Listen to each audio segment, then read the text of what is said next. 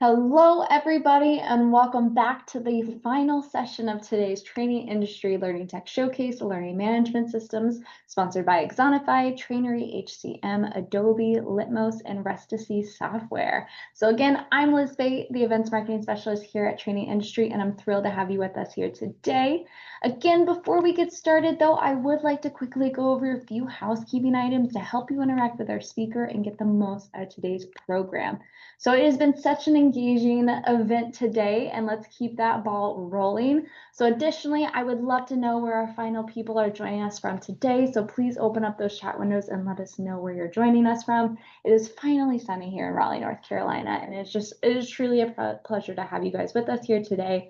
So for that, you can use this chat window to interact with our speaker with any comments, as well as putting those questions in the chat and or Q&A wherever you preferred. And as you saw, Tara is already in there and she will help address those as well as our speaker for today. So no worries there.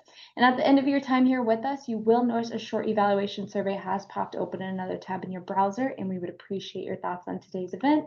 And all of our sessions are being recorded and archived on trainingindustry.com, and you will receive a follow-up email from us that will include the link to the on-demand program for you to share with our team. Now, if this is your first event, we would love to welcome you. We exist to make connections among learning and development professionals, and we offer tons of resources to support your role in L&D, like live events like today's showcase, as well as through articles on our website, magazine, conferences, research reports, our membership, and our podcasts. We would also love to hear about what you've learned from today's session on social media, so please follow us on your favorite platform to continue the conversation. And without further ado, it is my pleasure to introduce you to our final speaker of the day. We have Caleb Hall, the Client Success Manager at Rustici Software. And with that, Caleb, take it away. Awesome. Thank you for that introduction. And a big thanks again to Liz and the training industry team for setting this up and letting us present today. I'm going to share my screen here. Um, Give me a thumbs up if that came up for everybody, but awesome. Okay, cool. Perfect. All right. So, before we dive in, I just want to give a brief intro to Rustici Software and who we are. Been in the industry for the past 2 decades, and we support over 2,000 customers around the globe. The e-learning standards are really our area of expertise, and we focus on producing software solutions that help various systems in the e-learning space play nicely together, mainly in 3 areas. So first, our tech lives behind some of the top authoring tools on the market, and we help ensure packages align with the various standards and that they'll launch properly in LMSs. Second, we also have tools that assist with content management and distribution, and that's what we're mainly going to be talking about today in this session. But thirdly, we also provide solutions which work behind the scenes of many of the top LMSs on the market, ensuring that e-learning content launches, plays, and tracks properly within those platforms. Uh, and there on the slide, that's actually me and our company photo. I'm a client success manager with Rustici. I actually last week just passed my 3-year anniversary with Rustici. And in my role, I work closely with a lot of our customers that use our solutions, especially Content Controller, which we'll be talking about today. We work with organizations of all shapes and sizes across various industries. And through all of this, our motto is always ask us anything. And we really mean that. And that applies to today's session as well. You've probably already seen Tara in the chat. I'm joined by Tara, and she's going to be active in the chat throughout the session. We want this to be an interactive time, and any questions or feedback or anything, feel free to drop that in the chat. We'll have a little bit of time for dedicated for Q&A at the end, but please post your comments and questions throughout. We really appreciate that, and we'll make sure to respond. All right, so just with some of those preliminary intros out of the way, let's dive into our topic for today. I want to set the stage properly since a lot of the other sessions today have been more focused on LMSs. So I'm just going to say at the front end, Content Controller is not an LMS. We at Rustici, we don't make an LMS. Like I said earlier, a lot of our customers make LMSs, so we kind of leave that work to them. But Content Controller works hand in hand with learning management systems. We found that a lot of folks end up managing their content across several different platforms. Sometimes Maybe within an organization, different departments or business units work in different learning management systems, different learning platforms, or sometimes people have to share their content with partners or clients for those individuals to load into their own LMSs that are out of your control.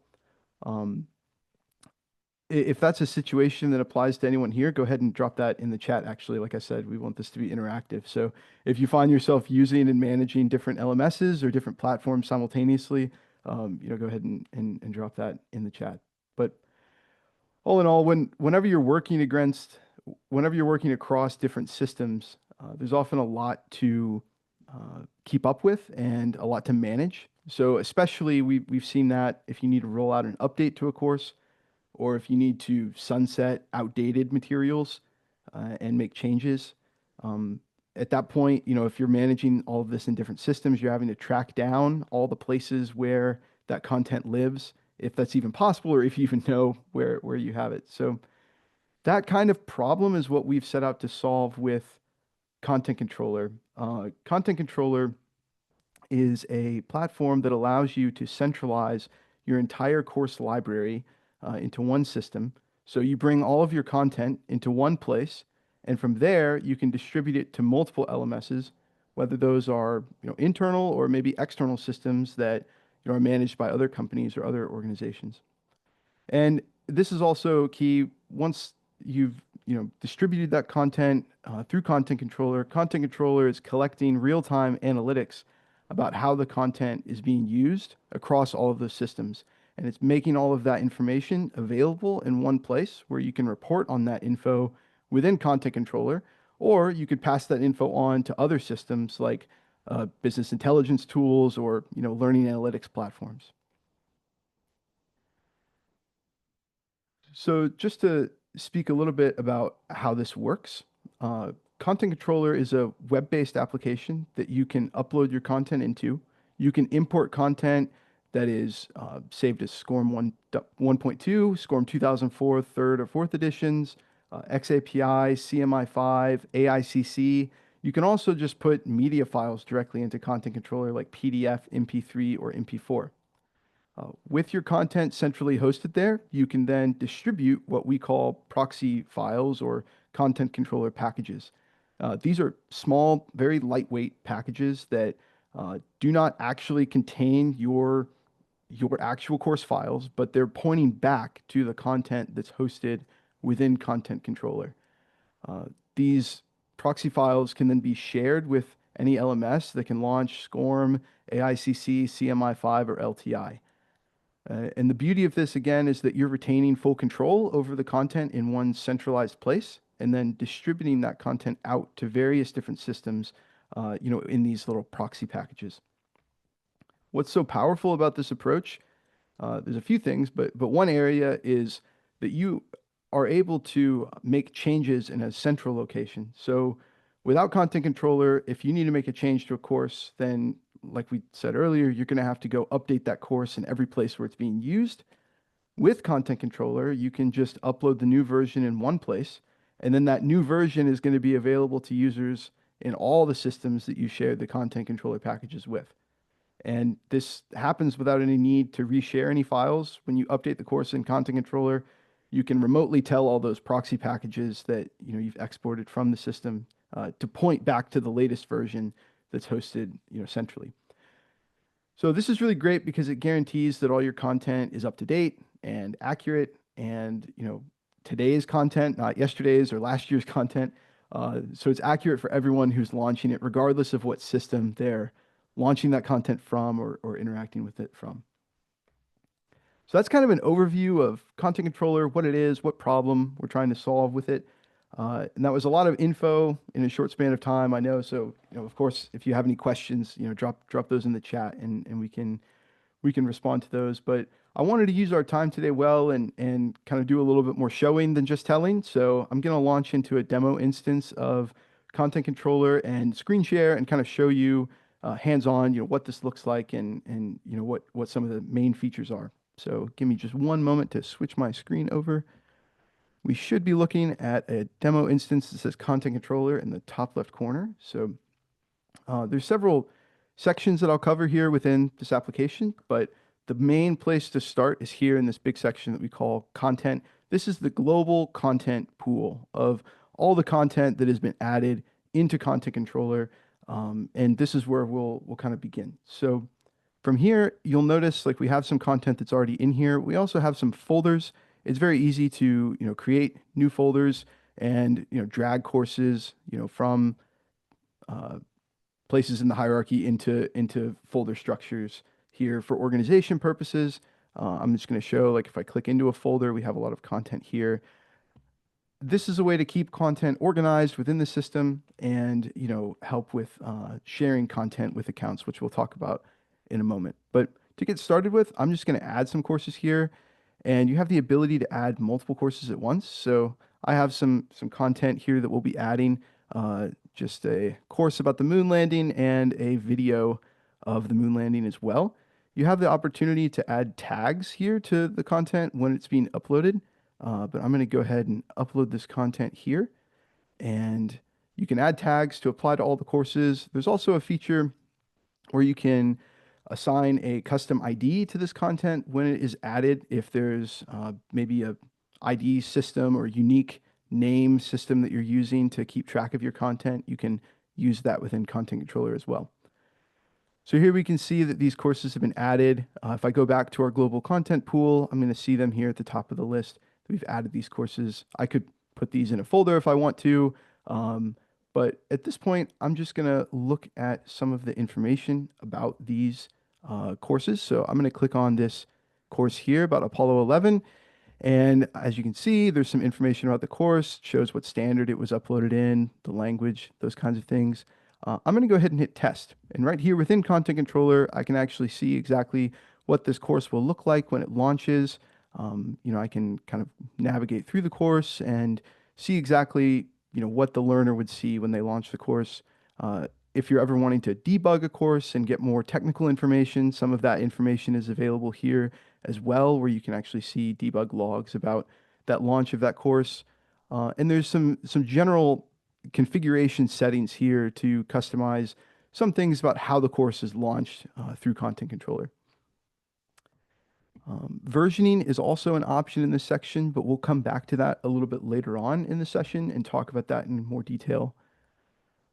Another feature that Content Controller has is what we call equivalence, and this is actually the ability to take multiple courses and join them together. If you have content that is various languages, so like in this situation, I just uploaded an English version of this course and a Spanish version of the course, I can add both of those language versions into what we call an equivalent and kind of group these together into the same course.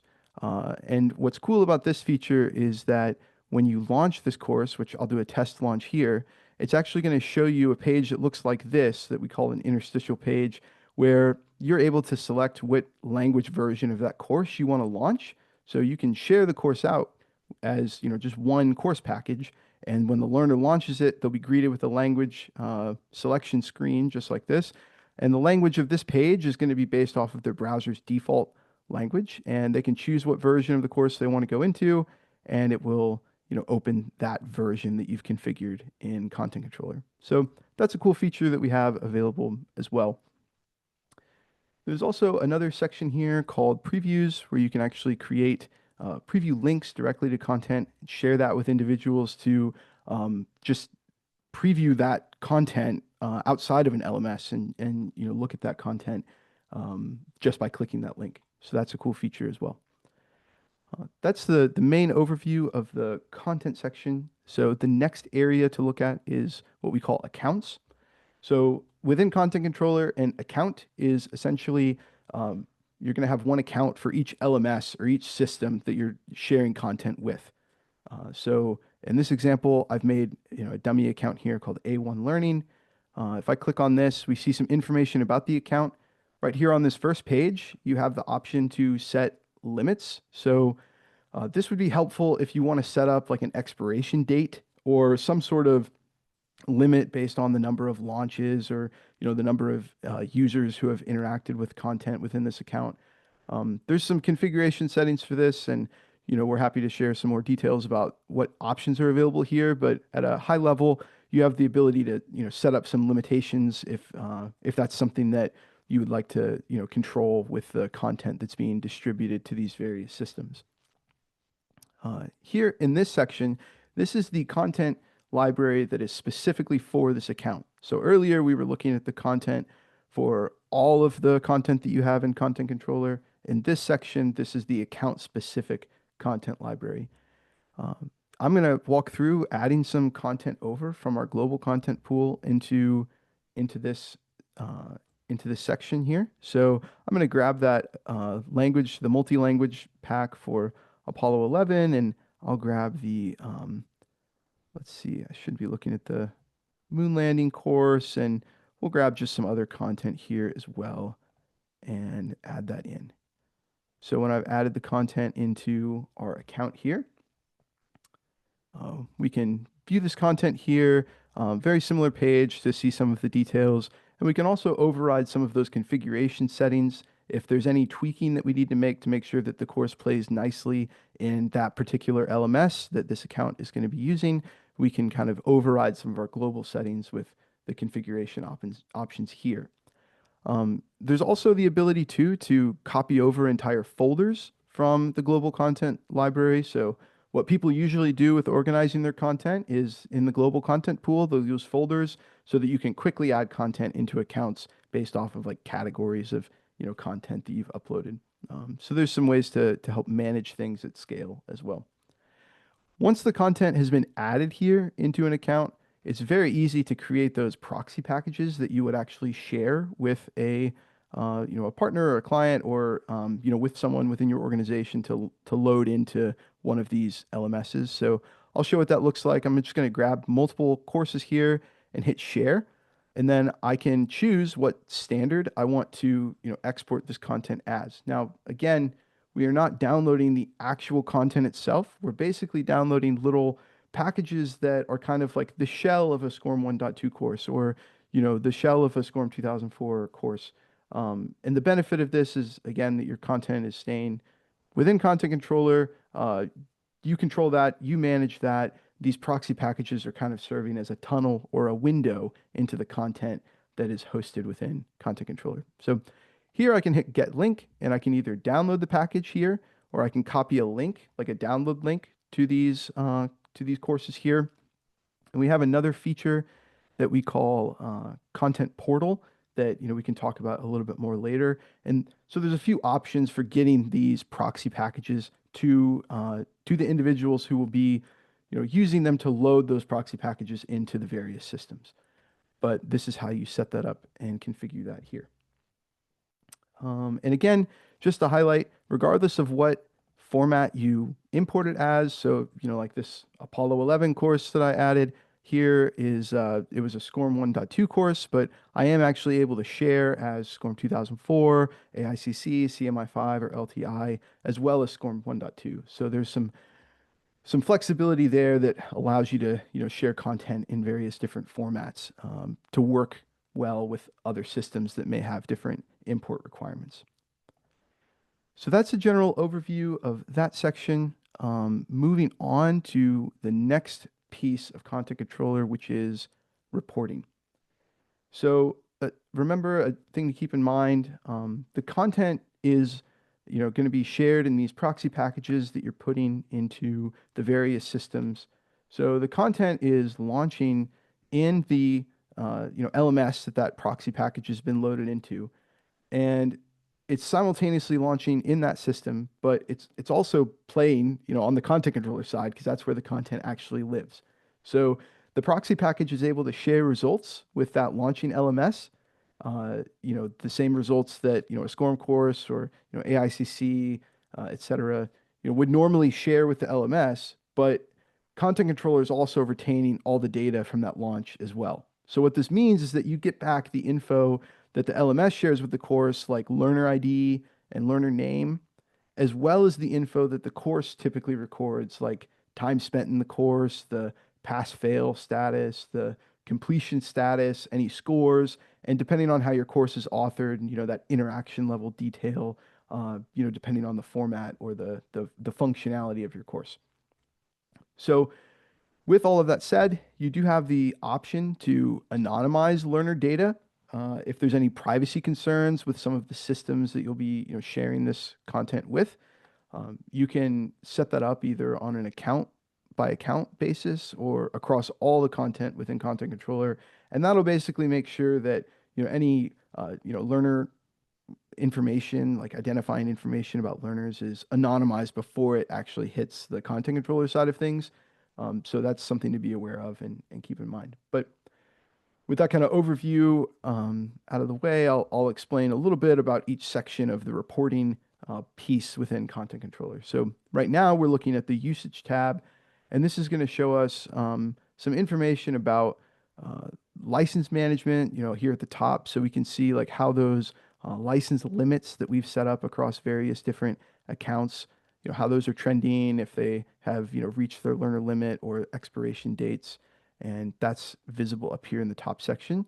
There's also some general, overview of how different courses are being used, how many learners are using those courses, and, across how many different accounts within Content Controller. We can customize the date range for these kind of pre-built reports.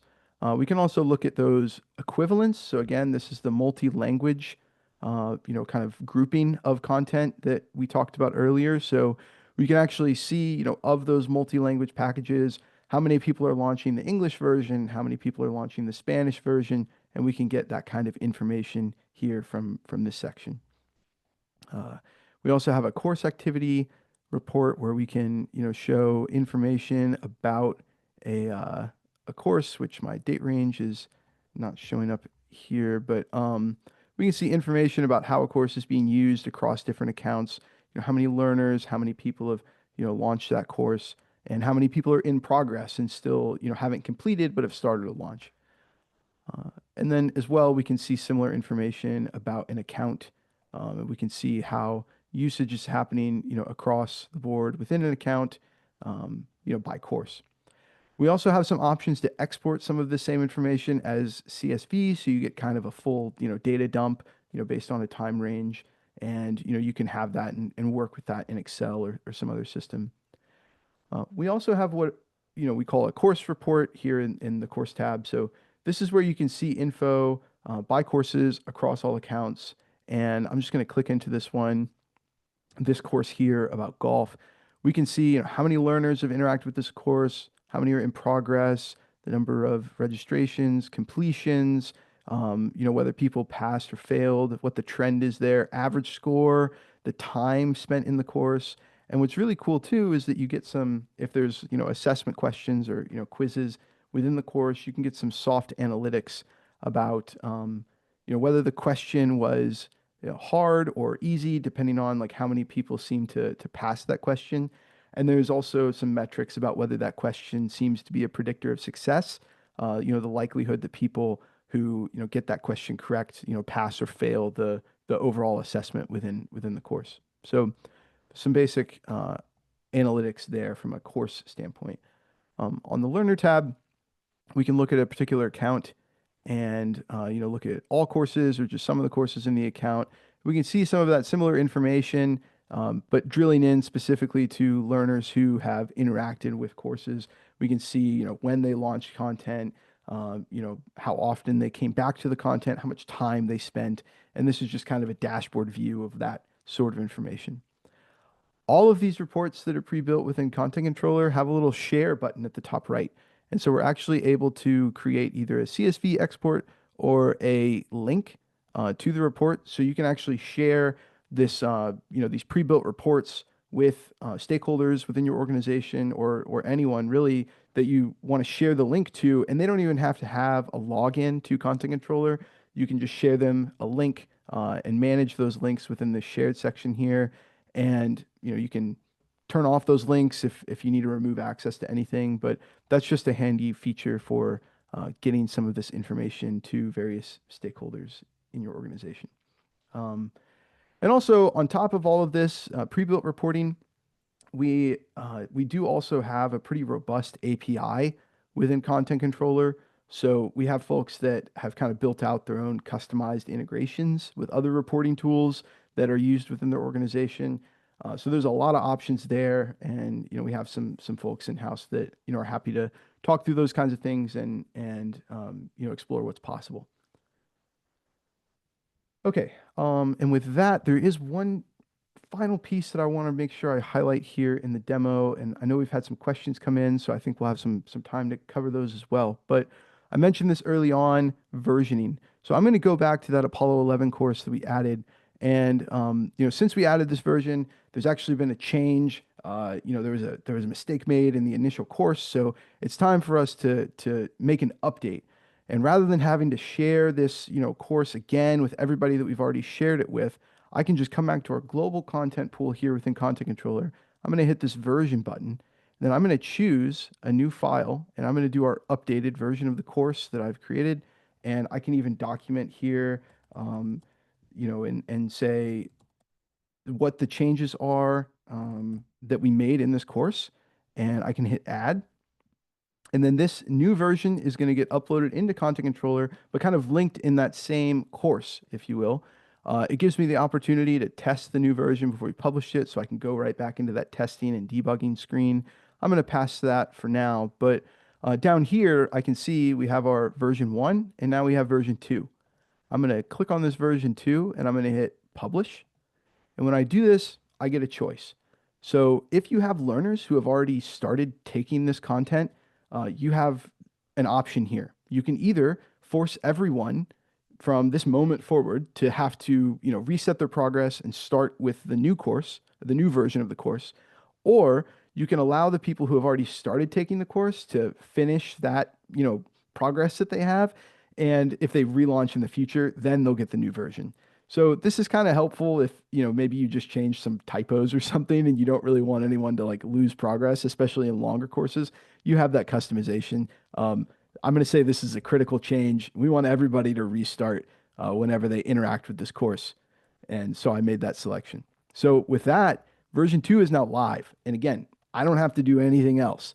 All of the various systems that I shared Content Controller packages with, whenever someone launches those packages, they're now going to launch into version 2, not version 1 anymore. This is a really great way to, make updates and push those out remotely without having to worry about people having outdated content or, outdated versions of your course. So that was a lot to cover, but I wanted to kind of give an overview, showing the application and talk about those things. So I'm going to switch back over to the slides, and let's see. It looks like we have had some questions, so I'm going to try to work through these.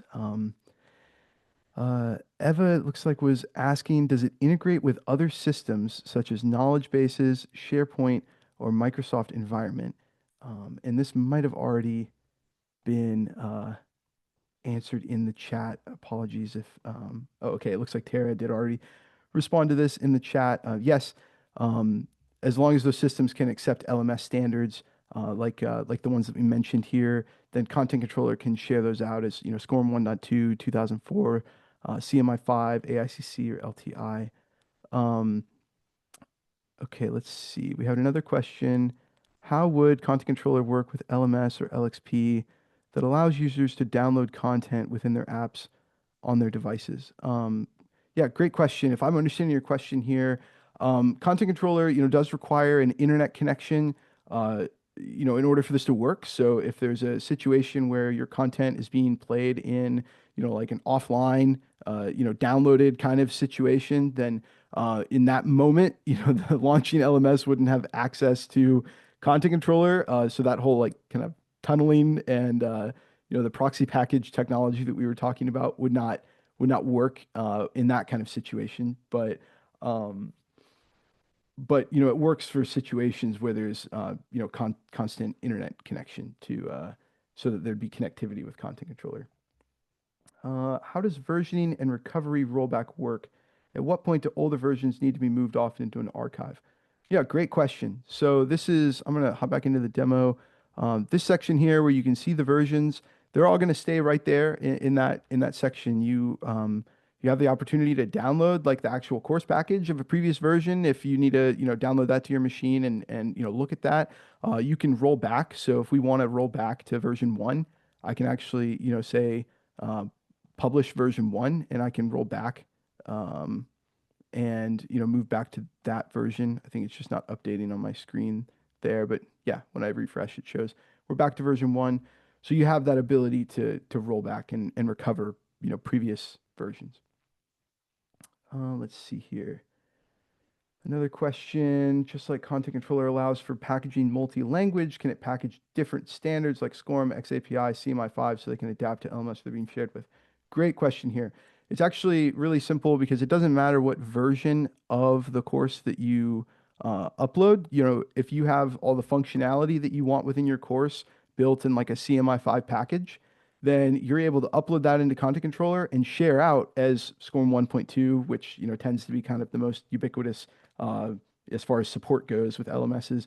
And you still get all that functionality because again, the course is really launching in Content Controller, but from the learner, experience, they're launching it within that LMS.